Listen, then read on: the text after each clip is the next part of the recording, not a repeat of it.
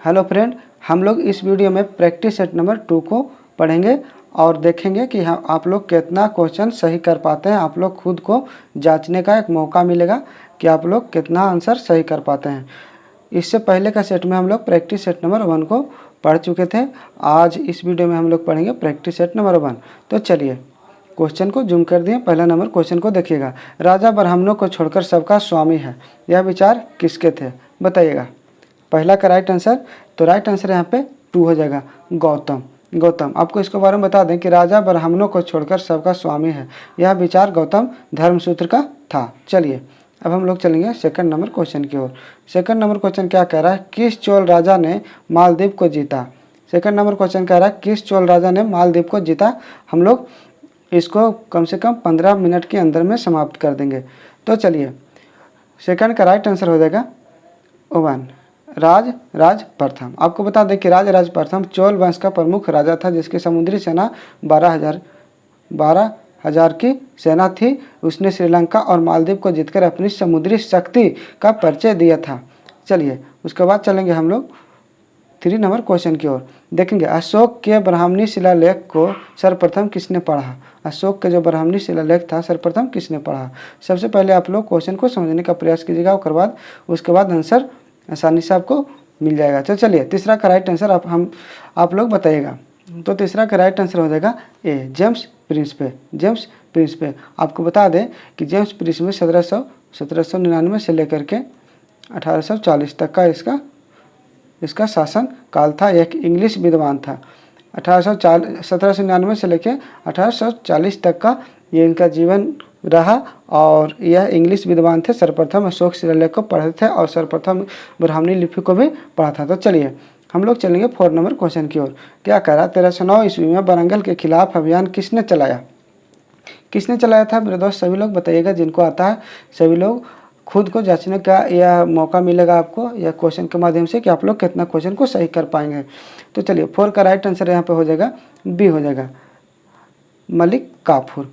आपको बता दें कि मलिक काफूर अलाउद्दीन खिलजी का सेनापति था। उसने दक्षिण विजय में महत्वपूर्ण भूमिका निभाई थी। उसने वारंगल के खिलाफ 1309 ईस्वी में जीत दर्ज किया था। तो चलिए अब हम लोग चलेंगे 5 नंबर क्वेश्चन की ओर।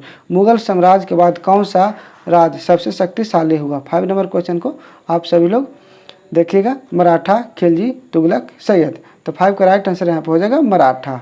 5 का राइट आंसर क्या हो जाएगा? मराठा। मुगल राज के अंत के बाद मराठा राज्य मुख्य रूप से अस्तित्व में आया था। तो चलिए आपको इसके बारे में थोड़ा सा बता दें कि मराठा साम्राज्य की स्थापना 1674 ईस्वी में शिवाजी की पेशवा बाजीराव के काल में मराठा राज खूब प्रसार हुआ था। आपको बता दें कि 1760 में थोड़ा सा डिस्कशन भी हम लोग करते चलेंगे। 1760 में मराठा साम्राज्य 28 लाख वर्ग किलोमीटर क्षेत्र में फैल गया था। तो चलिए यहाँ पे राइट आंसर क्या हो जाएगा? तो मराठा। उसके बाद हम लोग चलेंगे 6 नंबर क्वेश्चन की ओर। क्या कह रहा है? कौन सा राजपूत राजा मस्जिद के पुनर्निर्माण के लिए जाना जाता है? तो 6 का राइट आंसर क्या हो जाएगा? तो सी हो जाएगा, जय सिंह सिद्धराज। जय सिंह सिद्धराज एक धर्मनिरपेक्ष राजपूत राजा था जो कि गुजरात के चलुक वंश का राजा था। आपको बता दें कि उसने मस्जिद का निर्माण के लिए 1 लाख मुद्राएं दी थी। उसके बाद चलेंगे 7 नंबर क्वेश्चन की ओर। इसमें 50 क्वेश्चन है। आपको बहुत यह क्वेश्चन अच्छा लगेगा पढ़ने के बाद। महात्मा गांधी कांग्रेस के किस अधिवेशन में मात्र एक बार अध्यक्ष बने थे? तो आप लोग इसका आंसर 1 मिनट सोच लीजिए, बताने का प्रयास कीजिए। यदि आता है जिनको तो कमेंट करके बताने का प्रयास कीजिएगा, जिनसे कि आप लोग को कॉन्फिडेंस लेवल बढ़ेगा। तो चलिए 7 का राइट आंसर हो जाएगा सी, बेलगांव। इसके बारे में आपको बताए थे कि गांधी जी 1924 ईस्वी में भारतीय राष्ट्रीय कांग्रेस के सदस्य बेलगांव अधिवेशन में बने थे। उसके बाद हम लोग चलेंगे 1925 में सरोजिनी नायडू भारतीय राष्ट्रीय कांग्रेस के प्रथम महिला अध्यक्ष बनी थी। 1917 ईस्वी में कौन बनी थी? तो 1917 में बनी थी भारतीय राष्ट्रीय कांग्रेस के प्रथम महिला अध्यक्ष एनी बेसेंट विदेशी महिला अध्यक्ष बनी थी। तो स्वदेशी प्रस्ताव कांग्रेस के किस अधिवेशन में पारित किया गया था? 8 नंबर क्वेश्चन का देखिएगा क्या होगा आंसर। तो कलकत्ता अधिवेशन 1906। आपको बता दें कि स्वदेशी जो प्रस्ताव हुआ था जो स्वदेशी प्रस्ताव 1906 ईस्वी में कांग्रेस के कलकत्ता अधिवेशन में पारित किया गया था। इसके बारे में आपको कुछ बताते हैं। किस अधिवेशन की अध्यक्षता दादा भाई नौरोजी ने किया था? इससे पहले 1905 ईस्वी में बनारस के अधिवेशन ब्रिटिश वस्तुओं के बहिष्कार का प्रस्ताव पारित किया गया था। चलिए 1905 में ही बंगाल विभाजन भी हुआ था। तो चलिए स्वतंत्रता के समय कांग्रेस का अध्यक्ष कौन था? तो 9 नंबर का राइट आंसर क्या होना चाहिए? तो ए, JB Kripalani. JB Kripalani right answer A हो जाएगा। तो चलिए 10 नंबर क्वेश्चन को देखेंगे। सहायक संधि पर हस्ताक्षर करने वाला पहला राज्य था। सहायक संधि पर हस्ताक्षर करने वाला पहला राज्य था तो हैदराबाद था। चलिए अब हम लोग चलेंगे 11 नंबर क्वेश्चन की ओर। 11 नंबर क्वेश्चन को सभी लोग ध्यानपूर्वक पढ़िए और समझिए। तो 11 के क्या होगा? समाचार पत्रों से प्रतिबंध हटाने का श्रेय किसे जाता है? तो 11 का राइट आंसर यहाँ पे हो जाएगा बी, चार्ल्स मेटकॉफ। तो चलिए अब चलेंगे 12 नंबर क्वेश्चन की ओर। भारत में पहली रेल कब चलाई गई थी? मुंबई से ठाणे के बीच कब चलाई गई थी? तो 12 का यहाँ पर राइट आंसर 16 अप्रैल 1853।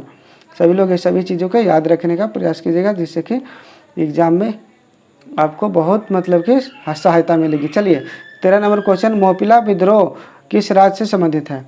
13 नंबर क्वेश्चन है मोपिला विद्रोह या मोपिला जो बोलिए किस राज्य से संबंधित है? तो 13 का राइट आंसर हो जाएगा बी, केरल से संबंधित है। चलिए उसके बाद चलेंगे भारत के नियंत्रक एवं महालेखा परीक्षक की नियुक्ति कौन करता है? क्या होना चाहिए? वित्त मंत्री, राष्ट्रपति, संसद, प्रधानमंत्री। तो 14 का राइट आंसर यहाँ पे हो जाएगा राष्ट्रपति राइट आंसर हो जाएगा बी। उसके बाद चलेंगे 15 नंबर क्वेश्चन की ओर। राष्ट्रीय अनुसूचित जाति आयोग की स्थापना किस अनुच्छेद के अंतर्गत की गई है? तो 15 के राइट आंसर यहाँ पे हो जाएगा अनुच्छेद 338। उसके बाद चलेंगे 16 नंबर क्वेश्चन की ओर। केंद्रीय सूचना आयोग की स्थापना कब की गई थी? तो 16 नंबर क्वेश्चन का राइट आंसर यहाँ पे क्या होना चाहिए? आप लोग भी बताने का थोड़ा प्रयास कीजिएगा। तो इसका राइट आंसर बी हो जाएगा 2005। उसके बाद चलेंगे हम लोग 17 नंबर क्वेश्चन की ओर। क्या करा निम्न में से कौन से राज्य में विधान परिषद नहीं है? विधान परिषद कौन से राज्य में नहीं है आप लोग बताइएगा। तो राइट आंसर हो जाएगा यहाँ पे हो जाएगा पश्चिम बंगाल में विधान परिषद नहीं है। चलिए 18 नंबर क्वेश्चन की ओर चलेंगे। संविधान के किस भाग को भारत का मैग्ना कार्टा कहा जाता है? किस भाग को कहा जाता है मैग्ना कार्टा? तो यहाँ पे राइट आंसर हो जाएगा भाग 3 को कहा जाता है संविधान का मैग्ना कार्टा। समझिए कि सुपर एक्सप्रेस की तरह हम पढ़ाते हैं, सुपर फास्ट एक्सप्रेस जिसे बोलते हैं। आपको 15 मिनट में 50 क्वेश्चन फुल डिस्कशन के साथ आपको करवा दे रहे हैं। यदि किन्हीं स्टूडेंट को कोई भी प्रॉब्लम हो तो कमेंट बॉक्स में जवाब दीजिएगा क्या होगा। तो भारतीय संविधान में सामाजिक समता का अर्थ क्या होगा? तो 19 का राइट आंसर यहाँ पर हो जाएगा सी है समाज के किसी भी वर्ग के लिए विशेषाधिकार की अनुपस्थिति। उसके बाद चलेंगे 20 नंबर क्वेश्चन की ओर। क्या कर रहा है? राष्ट्रीय विकास परिषद का गठन कब किया गया था? राष्ट्रीय विकास परिषद की गठन कब किया गया था? तो 6 अगस्त 1952 का राइट आंसर यहाँ पे बी हो जाएगा। चलिए 21 नंबर क्वेश्चन की ओर हम लोग चलेंगे।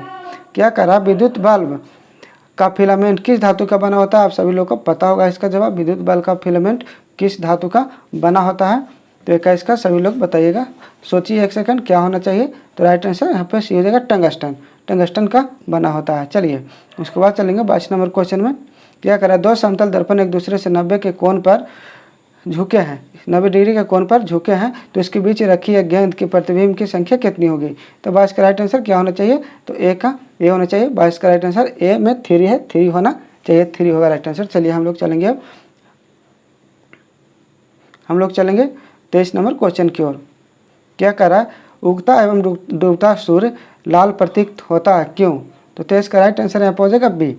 लाल रंग का परिकिरण सबसे कम होता है और बैगनी रंग का परिकिरण सबसे ज़्यादा होता है, तो राइट आंसर यहाँ पर बी हो जाएगा। तो चलिए उसके बाद हम लोग चलेंगे 24 नंबर क्वेश्चन की ओर। क्या कह रहा? ऊर्जा उत्पादन के लिए कोशिका पराग किसका उपयोग करती है? ऊर्जा एनर्जी उत्पादन के लिए कोशिका किसका उपयोग करती है? तो 24 का राइट आंसर ग्लूकोज हो जाएगा। ग्लूकोज का उपयोग करती है। चलिए हम लोग चलेंगे अब 25 नंबर क्वेश्चन की ओर। क्या है 25 नंबर क्वेश्चन में? देखिए एक स्वस्थ मनुष्य का रक्तचाप होता है, कितना होता है रक्तचाप एक स्वस्थ मनुष्य में? तो 25 का राइट आंसर 120/80 यहाँ पे बी ऑप्शन में दिया हुआ है 120/80। अब हम लोग चलेंगे मनुष्य में बुद्धि एवं चतुराई का केंद्र है। चलिए मस्तिष्क का 4 को भाग दिया हुआ बताइएगा, स्पाइनल कॉर्ड भी है साथ में। तो चलिए 26 का राइट आंसर क्या होना चाहिए, तो सी होना चाहिए, सेरिबरम। सेरिबरम राइट आंसर यहाँ पे हो जाएगा। चलिए 27 नंबर क्वेश्चन में चलेंगे। रक्त में ग्लूकोज की मात्रा नियंत्रित रहता है, तो 27 का क्या होना चाहिए राइट आंसर, तो यहाँ पे हो जाएगा डी, इंसुलिन के कारण। इंसुलिन के कारण ही मधुमेह रोग होता है। उसके बाद चलेंगे वायुमंडल में सामान्यतः कार्बन डाइऑक्साइड पाया जाता है, कितना % पाया जाता है, तो 28 का राइट आंसर डी हो जाएगा, 0.03% पाया जाता है। 29 नंबर क्वेश्चन देखेंगे, भोपाल गैस त्रासदी किस गैस के कारण घटी थी। 29 का यहाँ पे राइट आंसर सी हो जाएगा, मिथाइल आइसोसाइनेट। मिथाइल आइसोसाइनेट के कारण घटी थी। चलिए निम्न में से किसे भूरे कोयला कहा जाता है, किसे भूरे कोयला कहा जाता है, तो यहाँ पे हो जाएगा लिग्नाइट। लिग्नाइट यहाँ पे कोयला के 4 गो प्रकार दिया गया है। सर्वोत्तम किस्म कोयला लिग्नाइट होता है। उसके बाद होता है लिग्नाइट, एंथ्रासाइट होता है, सबसे सर्वोत्तम किस्म का कोयला होता है एंथ्रासाइट। उसके बाद होता है बिटुमिनस, उसके बाद होता है लिग्नाइट, उसके बाद होता है पीट होता है। तो चलिए उसके बाद चलेंगे हम लोग 31 नंबर क्वेश्चन की ओर। बक्सा बाग परियोजना किस राज्य में है, तो 31 का राइट आंसर यहाँ पर हो जाएगा पश्चिम बंगाल। पश्चिम बंगाल ऑप्शन नंबर 2 में यहाँ पे दिया हुआ है। चलिए उसके बाद चलेंगे 32 नंबर क्वेश्चन की ओर। किस महाद्वीप में एटलस पर्वत स्थित है, किस महाद्वीप में एटलस पर्वत स्थित है, तो 32 का राइट आंसर हो जाएगा अफ्रीका में स्थित है। अफ्रीका में ऑप्शन नंबर डी यहाँ पे राइट आंसर हो जाएगा। चलिए 32 के बाद हम लोग चलेंगे 33 नंबर क्वेश्चन में।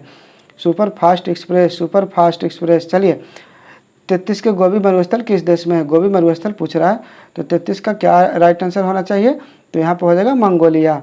ए ऑप्शन राइट हो जाएगा। चलिए हम लोग चलेंगे 34 नंबर क्वेश्चन की ओर। नागार्जुन सागर परियोजना किस नदी पर अवस्थित है, नागार्जुन सागर परियोजना किस नदी पर अवस्थित है, ऑप्शन में है भद्रा, भीमा, गोदावरी, कृष्णा। तो 34 का राइट आंसर हो जाएगा कृष्णा। डी ऑप्शन यहाँ पे दिया हुआ है, देखिएगा नीचे, तो डी हो जाएगा राइट आंसर। चलिए उसके बाद 35 नंबर क्वेश्चन की ओर चलेंगे। हिमालय की श्रेणी में कौन परचिनतम है, कौन है जो परचिनतम है, तो 35 का राइट आंसर है डी हो जाएगा बृहत हिमालय की श्रेणी, बृहत हिमालय की श्रेणी। चलिए उसके बाद चलेंगे हम लोग 36 नंबर क्वेश्चन की ओर। भारत में कितने राज्य तटरेखा से लगे हुए हैं, कितने राज्य तटरेखा से लगे हुए हैं, सबसे ज़्यादा तट किसका लगता है, तो गुजरात का। तो 36 का राइट आंसर यहाँ पे क्या हो जाना चाहिए, तो 9 राज्य लगता है। सबसे ज़्यादा तट किसका है, तो गुजरात का, सबसे कम है गोवा का। उसके बाद चलेंगे कौन सा एक जल डमरू मध्य अंतर्राष्ट्रीय तिथि रेखा मतलब आइडियल इंटरनेशनल डेडलाइन के सर्वाधिक निकट है, तो 37 का यहाँ पे राइट आंसर डी हो जाएगा, बेरिंग जल डमरू मध्य, बेरिंग स्ट्रेट। चलिए उसके बाद चलेंगे हम लोग 38 नंबर क्वेश्चन की ओर। क्या कह रहा है, ग्रामीण क्षेत्र में बेरोजगारी की समस्या से निपटने के लिए जवाहर रोजगार योजना की शुरुआत किस पंचवर्षीय योजना में की गई थी, तो 38 का यहाँ पे राइट आंसर हो जाएगा। आप सभी लोग बताने का प्रयास कीजिएगा, तो यहाँ पे टिक मार्क करते हैं, 7वीं पंचवर्षीय योजना, बी ऑप्शन यहाँ पे राइट हो जाएगा। 38 के बाद हम लोग चलेंगे 39 नंबर क्वेश्चन की ओर। 39 नंबर क्वेश्चन में यहाँ पे आप लोग देखिएगा कि भारत में वस्तुओं मतलब कि कमोडिटी बाजार का नियामक क्या है, तो 39 का यहाँ पे राइट आंसर हो जाएगा भारतीय प्रतिभूति और विनिमय बोर्ड, जिसे सेबी बोला जाता है। चलिए उसके बाद है रुपये के अवमूल्यन में से कितने लाभ होता है, रुपये के अवमूल्यन से कितने लाभ होता है, तो 40 का राइट आंसर यहाँ पे सी हो जाएगा, भारत के निर्यातक से। चलिए 40 के बाद हम लोग चलेंगे 41 नंबर क्वेश्चन की ओर। क्या है, भारत में राष्ट्रीय आय की गणना माने मेजरिंग नेशनल इनकम का कार्य कौन करता है, तो यहाँ पे 41 का राइट आंसर हो जाएगा, बी हो जाएगा केंद्रीय सांख्यिकी संगठन, सेंट्रल स्टैटिस्टिकल ऑर्गेनाइजेशन माने CSO जिसे बोलते हैं शॉर्ट फॉर्म में। चलिए उसके बाद चलेंगे 42 नंबर क्वेश्चन की ओर।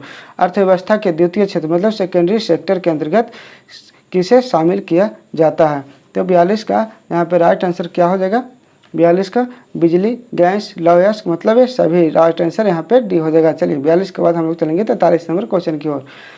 निम्नलिखित विद्रोहों में से किसको बंकिम चंद्र चटर्जी ने अपने उपन्यास आनंद मठ में उल्लेख कर प्रसिद्ध किया है, तो 43 का यहाँ पे राइट आंसर क्या होना चाहिए, तो राइट आंसर हो जाएगा सन्यासी विद्रोह, डी ऑप्शन राइट हो जाएगा। चलिए 43 के बाद 44 नंबर क्वेश्चन में चलेंगे हम लोग। दादा साहेब फाल्के पुरस्कार सर्वप्रथम किसे मिला, दादा साहेब फाल्के पुरस्कार सर्वप्रथम किसे मिले, तो यहाँ पे राइट आंसर होगा Shrimati Devika Rani, B option right हो जाएगा। चलिए 45 नंबर क्वेश्चन की ओर हम लोग चलेंगे। 45 का राइट आंसर यहाँ पे देखिएगा क्या होगा। क्वेश्चन को पहले समझिए। ब्याज समान किस क्षेत्र के उत्कृष्टता के लिए दिया जाता है? किस क्षेत्र के उत्कृष्टता के लिए दिया जाता है? 45 नंबर क्वेश्चन। तो यहाँ पर राइट आंसर ये हो जाएगा साहित्य, साहित्य, साहित्य। चलिए उसके बाद चलेंगे हम लोग 46 नंबर क्वेश्चन की ओर। क्या करा? द नेमसेक पुस्तक के लेखक कौन है? द नेमसेक पुस्तक के लेखक कौन है? 46 का यहाँ पे राइट क्या हो जाएगा? झुम्पा लोहिड़ी, झुम्पा लोहिड़ी। देखिएगा ऑप्शन नंबर ए में है झुम्पा लाहिड़ी है, झुम्पा लाहिड़ी। चलिए उसके बाद चलेंगे हम लोग 47 नंबर क्वेश्चन की ओर। बिहार में विश्वविद्यालय की संख्या कितना है? चलिए आप सभी लोग याद रखिएगा कि 21 है। बिहार में विश्वविद्यालयों की संख्या कितना है? तो 21 है। चलिए 48 नंबर क्वेश्चन है। इसके बाद एक क्वेश्चन, दो क्वेश्चन और बचा हुआ है। बिहार के चक्रवर्ती देवी किस शैली की प्रमुख चित्रकार थी? बिहार की चक्रवर्ती देवी किस शैली की प्रमुख चित्रकार थी? तो 48 का राइट आंसर यहाँ पे क्या होना चाहिए? तो मंजूषा शैली, मंजूषा शैली सी ऑप्शन यहाँ पे राइट हो जाएगा। उसके बाद चलेंगे 49 नंबर क्वेश्चन की ओर। अंतर्राष्ट्रीय मातृभाषा दिवस निम्न में से किस दिन मनाया जाता है? तो 49 का राइट आंसर यहाँ पर हो जाएगा बी। 21 फरवरी को अंतर्राष्ट्रीय मातृभाषा दिवस मनाया जाता है। कब? तो 21 फरवरी को। इस वर्ष मातृभाषा दिवस की थीम क्या थी? हमारी बहुभाषी विरासत का उत्सव मनाना, मतलब सेलिब्रेटिंग आवर मल्टीलिंगुअल हेरिटेज। इस दिवस को मनाने का उद्देश्य है कि विश्व में भाषाई एवं सांस्कृतिक विविधता और बहुभाषिता को बढ़ावा मिले। चलिए 50 नंबर क्वेश्चन की ओर हम लोग चलेंगे। इसके बाद हम लोग का क्लास समाप्त हो जाएगा। चलिए किस राज्य के प्रसिद्ध लोकनाट्य यक्षगान की 900 से अधिक लिपियां, मतलब क्या स्क्रिप्ट, 900 से अधिक लिपियों की डिजिटलीकरण करके सार्वजनिक कर दिया गया? चलिए 900 से अधिक बताइएगा। तो 50 का राइट आंसर यहाँ पे सी हो जाएगा, कर्नाटक, कर्नाटक, कर्नाटक। तो यहाँ पे हमारा सेट समाप्त होता है। फिर मिलेंगे नेक्स्ट सेट प्रैक्टिस में। तो आज के लिए इतना ही। यदि आप लोग को वीडियो अच्छा लगा तो चैनल को सब्सक्राइब कर लीजिए और यह सेशन को लाइक कर दीजिए। फिर मिलते हैं प्रैक्टिस सेट नंबर 3 के साथ। देखिए यहाँ पे 2 हम लोग का समाप्त हो गया। फिर मिलते हैं प्रैक्टिस सेट नंबर 3 के साथ। तो आज के लिए इतना ही। Thank you.